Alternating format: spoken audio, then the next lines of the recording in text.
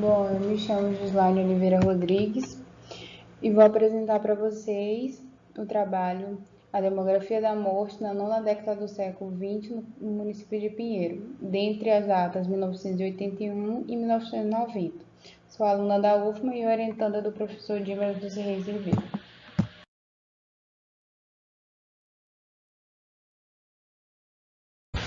Este projeto de pesquisa tem como objetivo resgatar como nossos semelhantes se destacaram em vida por suas realizações, projetos e contribuições. Na morte, continuam a ser representados, gerando novas perspectivas e distinções através de seus túmulos. Embora esses entes queridos tenham sido o que foram durante sua vida, na morte eles são revisitados e permanecem vivos nas nossas memórias. Sejam eles anônimos ou famosos, para todos ou apenas para alguns, eles ainda possuem algumas distinções, pois nunca deixaram de ser lembrados.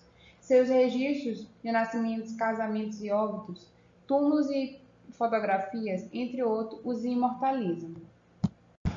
Temos como objetivo investigar os tipos de doença que causavam a morte da população pinheirense na nona década, verificar os elementos de sobrevivência da população e compreender como se deu essa transição dos sepultamentos, e também investigar como ocorriam os rituais fúnebres naquele século. A metodologia usada foi para obter uma quantidade de dados utilizáveis, onde foram usados como métodos a leitura de livros e de artigos científicos. Além disso, foram realizadas visitas ao cartório municipal da cidade de Pinheiro, onde foram feitas leituras minuciosas dos livros de óbito, no qual foi possível coletar dados pertinentes acerca do período referido. As informações colhidas no presente cartório foram organizadas em fichas, onde posteriormente foram analisadas e submetidas. Ao serem elaboradas as fichas que iríamos usar, e diversas anotações, foi levado em consideração as informações que seriam mais relevantes para o projeto, onde foram analisados, primeiramente, os dados relacionados à idade, sexo, cor e causa da morte de cada indivíduo. Devido à falta de conhecimento, muitas pessoas começaram a criar interpretações distorcidas e especulações infundadas, o que leva à famosa frase de Aristóteles: temer a morte nada mais é do que parecer sábio sem realmente ser. Essa situação reflete a falta de compreensão que a maioria das pessoas tem em relação à morte, o que facilita a criação de diversos paradigmas, que impedem o processo de consciência e entendimento de que, mesmo após a partida, o ser humano continua a fazer parte do nosso cotidiano, embora que seja de uma maneira diferente. Entre os principais resultados alcançados, o primeiro foi a quantidade de óbitos registrados naquela época, que podemos perceber que foram 2.320 óbitos registrados, 1.120 masculino e 1.200 feminino.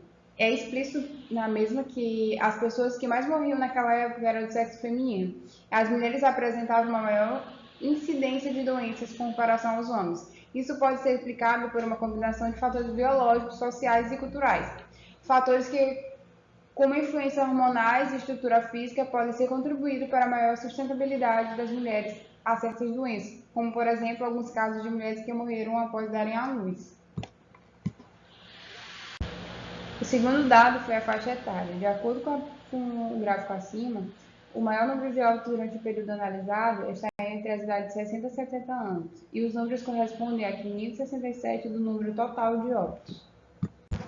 A análise do livro de óbito revelou que a maioria das mortes ocorreram sem assistência médica. Isso significa que, ao ser registrado como falecido, não foi possível determinar a causa da morte de alguns óbitos, ou seja, da maioria. O uso do termo morte sem assistência médica era comum naquela época, principalmente quando as pessoas faleciam em casa, longe de ambiente hospitalar. Era uma prática frequente que as pessoas escolhiam passar seus últimos momentos perto de seus entes queridos, em seu próprio lar.